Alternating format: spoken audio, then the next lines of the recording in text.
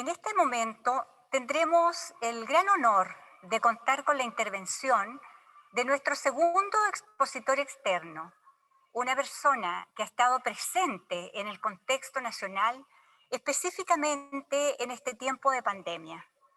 Me refiero al doctor Sebastián Ugarte Ubiergo, a quien presentaré a continuación, no sin antes recordar que las consultas al expositor se agradece que se efectúen vía chat.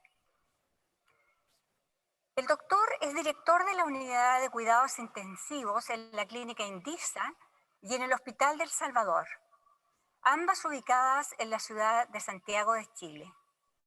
Es miembro del Consejo de la Federación Panamericana e Ibérica de Sociedades de Medicina Crítica y Terapia Intensiva y expresidente de la Sociedad Chilena de Medicina Intensiva y de Emergencia.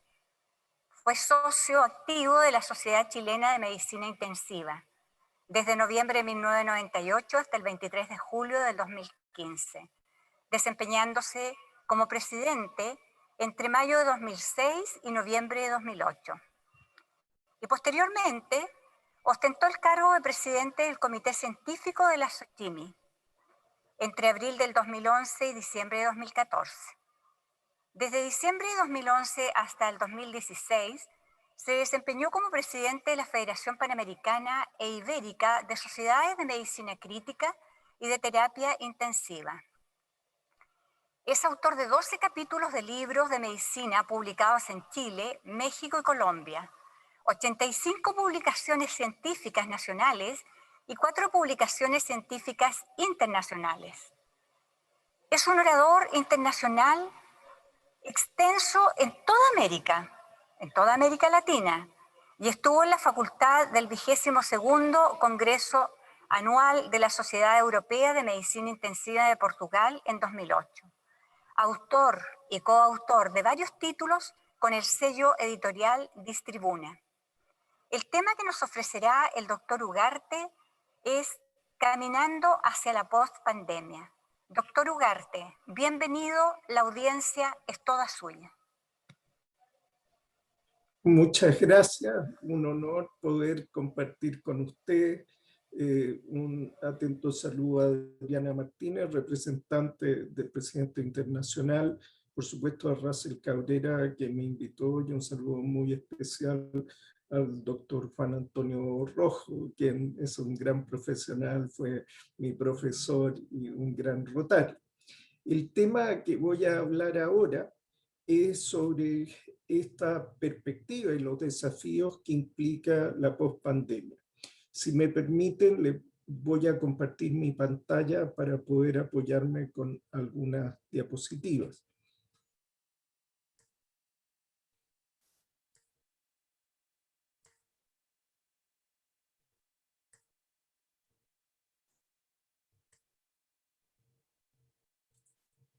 Bien.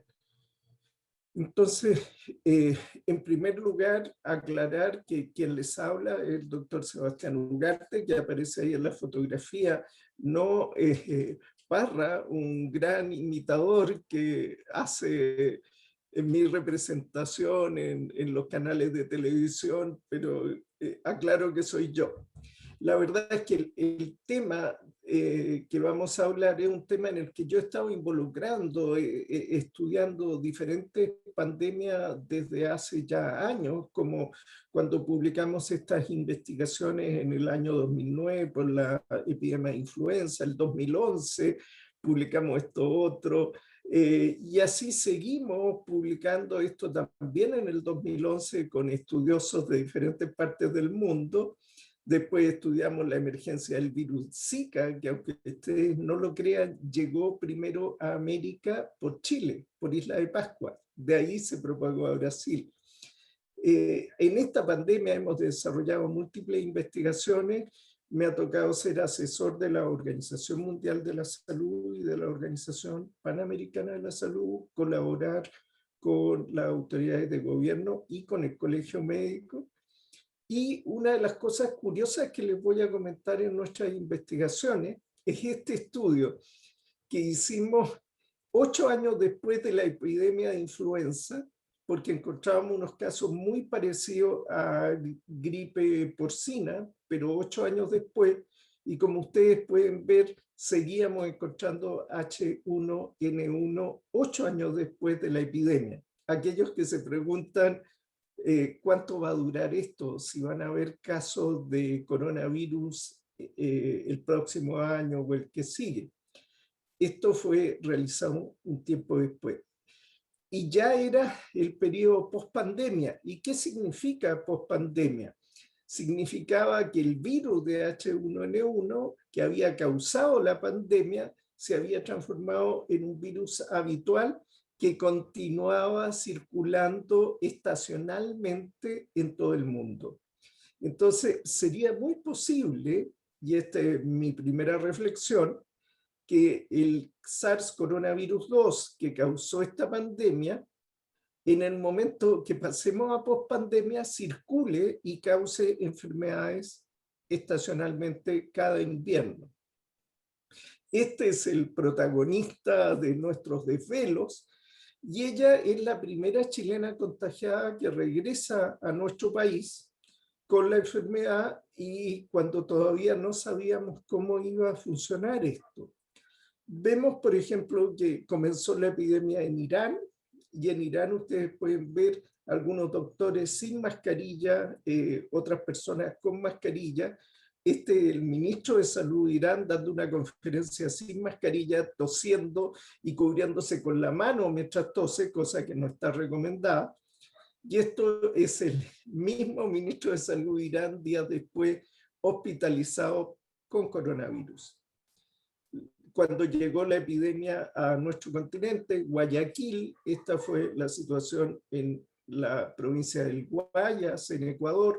Vean cuando los sistemas sanitarios no dieron abasto y la catástrofe humanitaria que se produjo. Y también se produjeron efectos en la economía como desabastecimiento en diferentes lugares, alteraciones de la cadena de producción, de la logística, y esto afectó las economías alrededor del mundo. Poco a poco la ciencia fue haciendo su trabajo y fue apareciendo evidencia, descubrimos cómo reconocer estas infecciones, cómo progresaban, qué patrones tenían, qué patrones inmunitarios, etcétera. Y esto fue una carrera contrarreloj de ir avanzando en el conocimiento, ver cómo podíamos contener la enfermedad. Y por primera vez con medidas epidemiológicas se logró detener la epidemia en algunos países donde esto no progresó. Pero tenemos todos los hechos, la gente normalmente busca información por los canales habituales y no siempre está toda la información, y hemos vuelto a buscar en la ciencia y en la medicina, y por un momento la medicina volvió a ser importante, ¿no es cierto? Habiendo tantas cosas como el fútbol, como la frivolité, pero en estos momentos la medicina pasó a ser importante y volvimos a la ciencia. ¿Qué es lo que ocurre? Lo que ha ocurrido esta pandemia y lo relacionado no es solo un hecho, es un acontecimiento. Y el acontecimiento se distingue de un hecho porque no admite una sola visión. Un acontecimiento es algo que excede nuestras capacidades interpretativas y el mismo va cambiando lo que es y el mundo en el que habita. Y también este acontecimiento es un dilema. ¿Qué es un dilema? Es un hecho inevitable, trágico y moralmente irresoluble. Y esta pandemia, sin duda, ha sido un dilema. Frente a esto, diferentes filósofos han tratado de aportar, porque la ciencia no tiene todas las respuestas, de qué pasará con el mundo post-pandemia, con puntos de vista muy, muy diferentes, diametralmente diferentes, pero que es interesante verlo, cualquiera sea la postura de estos filósofos. Entonces, Zizek ha planteado una visión de que luego de esta pandemia va a emerger un mundo con una importancia de la solidaridad global, donde nuestras pequeñas diferencias no tengan importancia, y ve una visión de un mundo idílico con una perspectiva más bien de izquierda, ¿no es cierto?, como anticapitalista, de que esto va a significar un cambio en el mundo.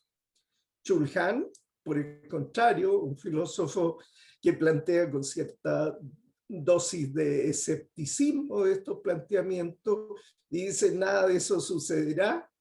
China podrá vender ahora su estado policial como un estado eficiente para enfrentar esta emergencia, y el capitalismo continuará tan vigoroso como siempre. Interesante el punto de vista de ambos filósofos. En un punto de vista no filosófico, sino de la vida de los países en forma práctica, el presidente de Francia planteó que esta pandemia nos ha revelado la importancia de los sistemas sanitarios, como el sistema sanitario de Francia, ¿no es cierto?, que más que ser un lujo caro para un país, termina siendo un aporte muy importante, y que esto no puede depender solo de las leyes del mercado. La verdad es que hemos aprendido que todos estamos expuestos más allá de nuestro origen, de dónde vivimos, de nuestro sexo, de nuestra condición social. Y incluso si somos jefes de Estado o no somos jefes de Estado, somos políticos influyentes o no, también podemos enfermarnos. Un ejemplo: el primer ministro de Gran Bretaña, Boris Johnson, que no creía demasiado en la importancia de esta pandemia, creía que la mejor manera era enfermarse y así desarrollar inmunidad de rebaño. Desgraciadamente él sí se enfermó y estuvo hospitalizado al borde de la muerte en el hospital St. Thomas. Y descubrió que en realidad esta enfermedad no era como tan poca cosa como para enfrentarlo así, y cambió su postura. La verdad es que esto ha llevado a buscar alternativas. No hay que tener posiciones dogmáticas, hay que buscar con la ciencia las mejores soluciones, y hay que tener una visión amplia.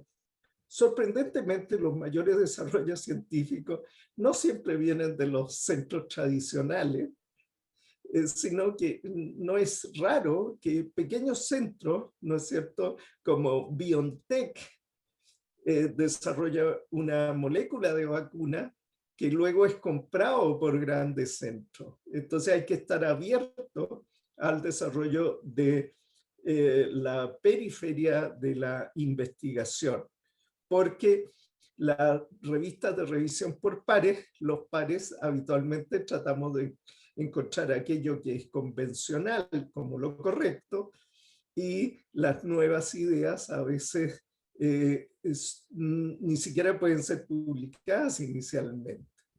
Es interesante que los pre-review, los artículos antes de que hayan sido publicados, ya están siendo compartidos en la comunidad científica, lo que permite ampliar la visión. El desarrollo de varias vacunas con criterios de eficacia, seguridad e inmunogenicidad adecuados en el mundo ha sido uno de los mayores desafíos científicos, pero debo darle una noticia que quizás no es tan buena, que no basta la vacuna para dejar atrás esta epidemia. Se requiere que toda la población del mundo adquiera inmunidad, y eso toma tiempo, y los virus han adquirido cierta capacidad de resistencia a los anticuerpos neutralizantes y cierta mayor capacidad de contagio. Son hábiles, se seleccionan los virus más competentes, y eso hace que junto con la vacuna tiene que haber otro tipo de medidas para evitar el contagio, para que esto no siga avanzando. Entonces la vacuna no es solo una inyección, la vacuna somos todos. Tenemos que actuar con responsabilidad para evitar esta pandemia. No solo vacunarnos, sino actuar con responsabilidad. la detección de casos, trazar todos sus contactos y aislar a las personas es clave, es clave. Chile lo ha hecho muy, muy bien en vacunación, muy bien, a nivel internacional, muy bien, pero en detección, trazabilidad y aislamiento no nos sacamos un 7 y esto sigue siendo clave y es algo que nuestro país tiene que aprender y sacar lecciones. En la atención primaria, si alguien se enferma, alguien no se salvó la enfermedad, debe ser controlado de alguna manera, se le debe medir su saturación todos los días, se le debe hacer un examen con ecografía, con ultrasonido de sus pulmones para ver qué pacientes hay que hospitalizar precozmente y quienes no, deben recibir algunos medicamentos o no. Este es un tema en que la ciencia puede aportar y creo que podemos avanzar mucho porque todavía vamos a seguir teniendo estos casos con mayor o menor cantidad por algunos años. En esta pandemia también han surgido el rostro de mucha gente que ha hecho un gran esfuerzo, incluso quienes han dado su vida como héroes civiles en esta pandemia. Permítanme mostrar a dos de ellos que personalmente yo les debo gran respeto y admiración, como estos dos respirólogos que murieron, dieron su vida en esta pandemia, grandes médicos, grandes académicos que atendieron hasta el último día, como el doctor Juan Carlos Carvajal y el doctor Solar. Nosotros, preocupados de estos héroes anónimos, hemos hecho estas cosas raras como estos lentes de realidad virtual conectados con unos electrodos a la frente de nuestros funcionarios y profesionales de la salud, los ayudamos a relajarse. Entonces, ellos están en medio de sus actividades y pueden hacer una pausa hasta alcanzar ciertas ondas cerebrales que indican un estado de relajación y así cuidar de su salud mental. Esto también lo hacemos con los pacientes de manera de ayudarlos a que se recuperen bien. Y ustedes ven cómo van cambiando las ondas de actividad cerebral. Entonces utilizamos la ciencia para lograr estados de relajación parecidos a los que lograría un budista zen por métodos de la meditación profunda. Nosotros lo hacemos de una manera más tecnológica y más fácil de aprender. ¿Qué va a pasar después de la pandemia? Piensen en todas esas enfermedades crónicas que no han podido atenderse tanto porque los hospitales están, si no colapsados, al borde del colapso, bien complicado.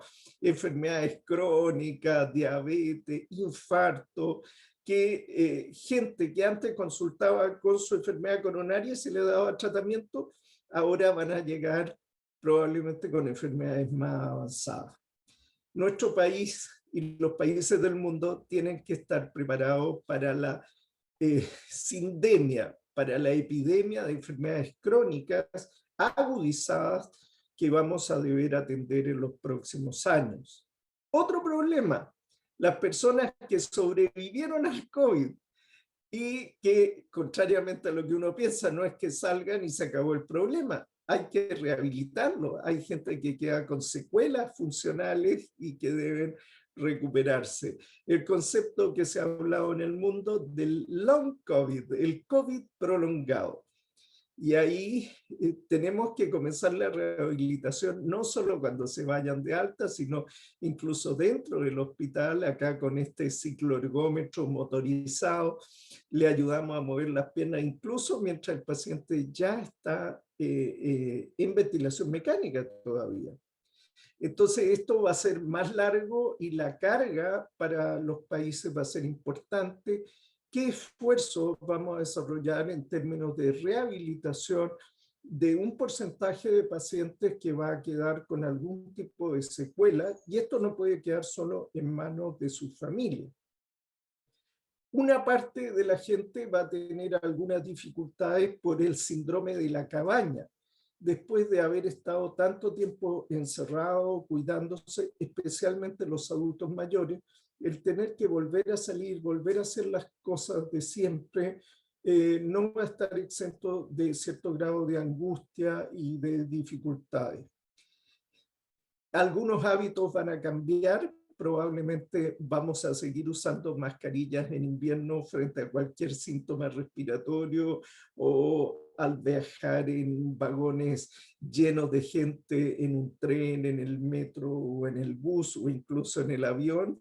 Esto que en Asia ya es una costumbre, probablemente va a ser en todo el mundo. Y esta pandemia ha afectado nuestros conceptos. Es casi como una guerra, pero contra un virus, no contra un enemigo geográfico. Y esto va a generar profundos cambios post pandemia para aquellos que los prevén con anticipación y están preparados, van a estar mejor preparados para enfrentar este nuevo escenario. ¿Y qué cosas pueden ocurrir? Al igual que en la guerra, que genera muchas muertes, tiene cosas similares con una epidemia, genera un fortalecimiento de los estados. Los estados son claves para enfrentar el desafío de la guerra. No solo la iniciativa privada, sino los estados crecen durante las guerras y durante las epidemias. Y terminada la guerra y terminada la epidemia, el Estado no se achica al mismo nivel previo. Entonces, deberíamos vivir un periodo post-pandemia con una tendencia a tener estados un poco más grandes de lo que teníamos antes de la epidemia como un hecho histórico. El desarrollo tecnológico, el tener múltiples equipos médicos, en fin, va a llevar al planteamiento de los países, y entre ellos Chile, a la necesidad de tener un sistema sanitario de excelencia y asequible para la población. Y eso lo más probable es que haya novedades y emerjan demandas ciudadanas en ese aspecto y hay que estar preparados para ello. Por otro lado, este estado que tiende a crecer después de las guerras y de las epidemias va a significar que hay que financiarlo de alguna manera y podrían haber cambios en la estructura tributaria en Chile y en otros países. Y eso es parte de los fenómenos que tienden a ocurrir. La población quiere tener seguridades frente a desafíos de salud o a inestabilidad económica cuando ocurren epidemias, y el Estado tiene que asegurarlo y el Estado va a ver de dónde saca esos recursos, y esto independientemente de la ideología de los parlamentarios va a funcionar en ese sentido lo más probable. Los sistemas sanitarios y los sistemas de ayuda social van a requerir financiamiento y eso va a ser parte de los fenómenos que vamos a ver en los próximos años. Otra de las tendencias que deberíamos ver es la emergencia de certificado de vacunación o pasaporte de vacunación de carácter multinacional o internacional. Y no solo en papel, sino electrónico, y que usted cuando viaje tenga que presentar una credencial de este tipo con validez internacional o bilateral al país de destino, que pueda ser escaneado en cualquier lugar. Eso, más allá de las opiniones personales, lo más probable es que se imponga como una realidad. La verdad es que, como dice este titular, el mundo está temporalmente cerrado y debe empezar a abrirse, y en ese proceso de apertura, este tipo de iniciativas en aplicaciones electrónicas se van a terminar imponiendo, querámoslo o no. A nivel internacional, aquellos que están en el mundo de la empresa, yo estoy en el mundo de la medicina y de la ciencia, pero aquellos que están en el mundo de la empresa, prepárense porque van a haber cambios. La globalización económica va a tener cambio. En la cadena de suministro, las empresas se dieron cuenta de la vulnerabilidad de la tercerización de ciertos procesos y van a tender a asegurar esos procesos. Desde luego, algunas iniciativas económicas como la fabricación de medicamentos, insumos médicos y vacunas van a tener que ser evaluados como necesidades estratégicas que no pueden depender solo de proveedores internacionales, y los países van a valorar un poco más tener asegurada la cadena de suministro a nivel local por necesidades estratégicas. Diferentes fenómenos que ocurren a nivel natural, biológico y climático que han ido cambiando hacen que la probabilidad de nuevas epidemias sean un poco más frecuentes y que no necesariamente tengamos que esperar 100 años para la próxima epidemia, podría ocurrir antes. Entonces, este tipo de cambio estratégico, si una empresa para producir su producto depende de un producto que viene desde India y India está colapsado, tiene que ver si puede tener sistemas que aseguren su cadena de producción. Eso va a incrementar los costos, sin duda, pero va a disminuir el riesgo. Es algo de lo que probablemente se enfrente en los próximos años. Las líneas aéreas, que han sido muy importantes en nuestra vida, en nuestra interconexión, van a tener un fuerte impacto económico, ya lo han tenido, pero desgraciadamente lo van a seguir teniendo por varios años. A pesar de que ofrezcan paquetes, rebajas, etcétera, la tendencia de los viajes va a estar reducido por varios años por diferentes razones. El teletrabajo y la teleeducación sufrió un impulso gigantesco y se va a quedar. Muchas labores que antes se hacían a distancia se van a seguir haciendo por vía remota, y los países y los innovadores tienen que estar preparados en esto. Hay mucho que trabajar. El impulso que tuvo la compra a distancia, el teletrabajo, la teleeducación, la telemedicina, ha sido tan grande que significó como 10 o 20 años de avance en este terreno, y Chile va a mantener cierto campo para las actividades telemáticas. Una cosa inesperada que quizás ustedes no han reflexionado: el uso de la bicicleta, este antiguo dispositivo, se va a incrementar, va a aumentar mucho en nuestras ciudades, ha aumentado. La gente prefiere no ir en locomoción pública muy congestionada, prefieren transportarse solo, estar al aire libre, etc.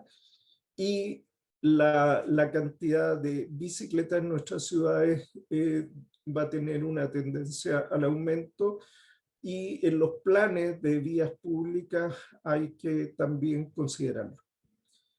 Otra de las cosas que ocurrirá es una demanda en diferentes países del mundo hacia tener una renta básica garantizada, a pesar de que se produzcan epidemias o situaciones en que la gente no tenga trabajo.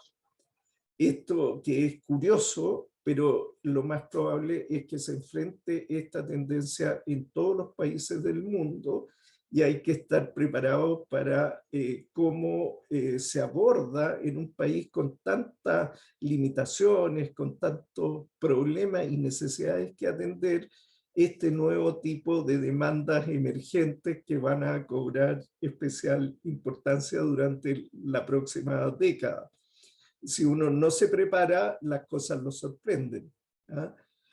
Muchas gracias. Con esto he tratado de hacer una reflexión desde el campo de la medicina, pero aportando puntos de vista sobre cómo estos eventos médicos globales podrían afectar nuestra vida práctica en la década post-pandemia, que esperamos con esperanza que sea lo antes posible. Gracias.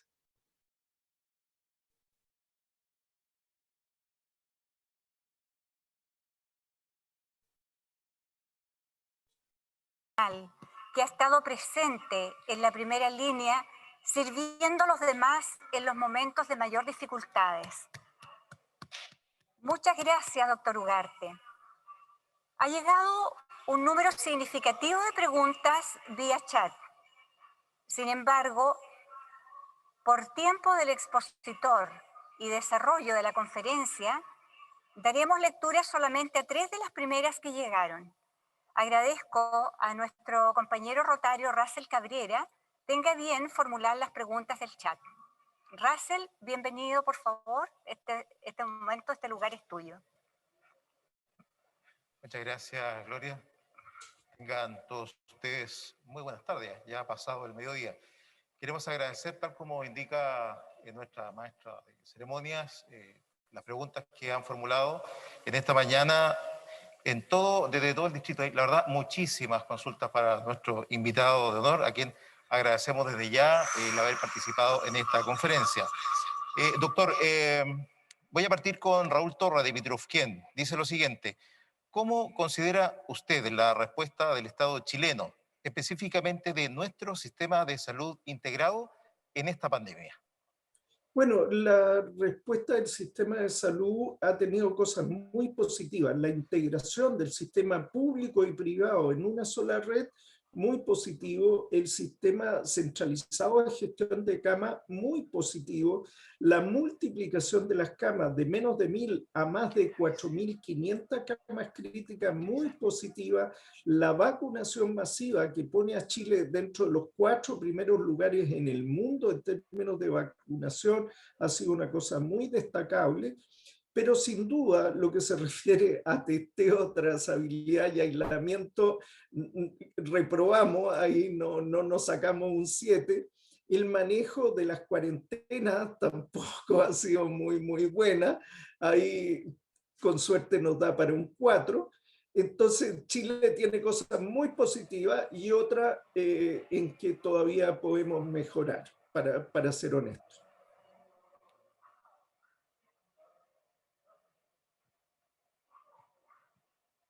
Muy bien, muchas gracias por esa respuesta, doctor. También el rotario Rodrigo Muñoz consulta lo siguiente: ¿qué opinión tiene usted de la investigación que se desarrolla en la Universidad Austral de Valdivia, la bella Universidad Austral de Valdivia, hay que decirlo, con las llamas y sus propiedades en anticuerpos contra el COVID y también contra otros virus y el cáncer? No, yo lo encuentro interesantísimo, Russell. La verdad es que esa investigación puede ser muy importante. Hay un suelto lobby de la investigación que solo se está valorando los productos de la gran industria farmacéutica y las nuevas drogas que tienen marca registrada, y no se está valorando mucho alguna investigación muy prometedora como esto con anticuerpos de camélidos, de llama, que pudieran ser muy interesantes. Y yo creo que tenemos que abrir un poco las ventanas y ventilar el ambiente científico y permitir que algunos investigadores chilenos puedan avanzar con más presupuesto. Necesitamos más músculo en investigación. Yo recuerdo hace años haber visto un grupo de investigación en España, Farmamar, que investigaba con peces abisales, peces de las profundidades del mar, obteniendo productos contra el cáncer. Y me pareció una cosa muy romántica, pero muy pequeñita. Y una de las moléculas interesantes contra el coronavirus lo entregó precisamente ese grupo de Farmamar, que alguna vez yo tuve la posibilidad de postular a ser el director médico de ese, por eso me acordaba. Y ahora veo en Chile este trabajo con anticuerpos, nanoanticuerpos, y me parece interesantísimo.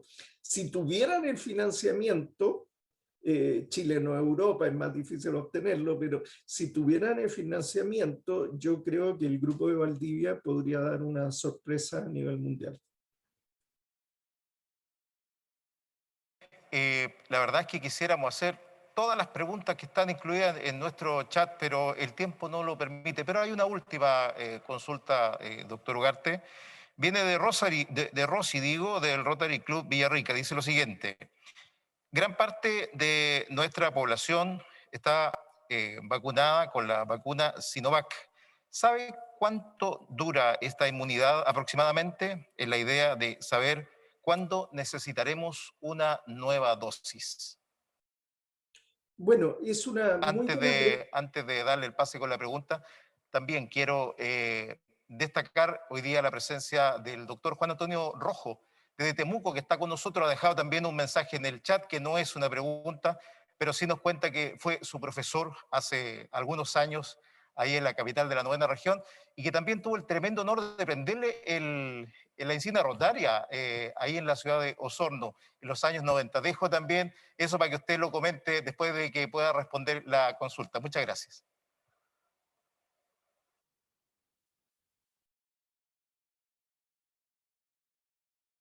Sí, ahí tengo el agrado de ver a mi querido profesor. Así que, bueno, un gran abrazo, un privilegio, porque no solo un gran profesor de medicina, sino un caballero, un gran ser humano, un gran rotario, que es un ejemplo de ese concepto de dar de sí, ¿no es cierto?, antes de preocuparse de sí. Eso yo creo que ha marcado toda su vida y no es solo una idea, sino que es la forma en que el profesor ha vivido toda su vida, y que ojalá que parte del ejemplo de vida que él ha dado, yo en alguna pequeña medida lo haya adquirido en mi vida, y tratar de reflejar el mismo tipo de valores que él me enseñó en la escuela de medicina. Espero no estar a su altura, pero al menos intentarlo. Bueno, en relación a la pregunta sobre Sinovac, la verdad es que la duración de Pfizer y de Moderna la tenemos claramente establecida por sendos estudios científicos. En el caso de Sinovac todavía estamos midiendo hasta cuánto dura, y esperamos que en los próximos meses podamos decirlo. Lo que sí sabemos es que vacunas similares con virus inactivos se han usado por muchos años, por ejemplo, contra la influenza y contra otros virus, y tienen duraciones bastante prolongadas, por lo menos un año o más. Entonces, en ese sentido de durabilidad, tenemos puesta mucha esperanza en que va a ser duradera. El problema viene no por la duración de los anticuerpos y células inmunitarias que genera, sino por las variaciones de los virus, que pueden volverla obsoleta no por obsolescencia de la inmunidad, sino porque los nuevos virus le generan un cambio a la respuesta inmune. Y frente a eso puede que sea necesario revacunar anualmente o cada cierto tiempo para aumentar la inmunidad y para estar preparados para cualquier virus. Muchas gracias.